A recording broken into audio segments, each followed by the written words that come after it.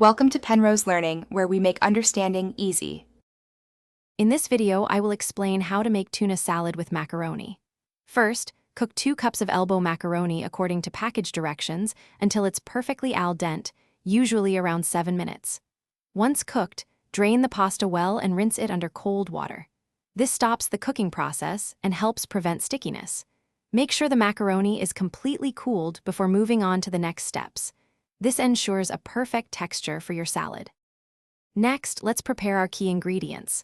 Take 2 cans of tuna, either in water or oil, and drain them thoroughly. You want the tuna to be as dry as possible. Then, finely dice about 1/2 cup of crisp celery and 1/4 cup of red onion. These add a wonderful crunch and a bit of sharpness. Don't forget to add 1/4 cup of sweet pickle relish for that essential tangy kick. Now for the creamy dressing that brings everything together. In a separate bowl, combine 1 cup of your favorite mayonnaise with 1 tablespoon of Dijon mustard. This adds a subtle depth of flavor.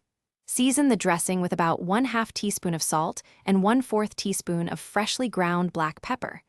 Mix it well until smooth. Then, gently fold this delicious dressing into your cooled macaroni, tuna, and vegetable mixture. Finally, for the best flavor, cover your tuna macaroni salad and refrigerate it for at least 30 minutes. This allows all the flavors to meld beautifully. Before serving, you can garnish it with a sprinkle of fresh parsley or a dash of paprika for a pop of color. This classic dish is perfect for picnics, lunches, or a simple, satisfying meal. Remember to check the description below for a link to the new Kindle Paperwhite and other great deals. Thanks for watching. If this was helpful, leave a like and consider subscribing. See you next time.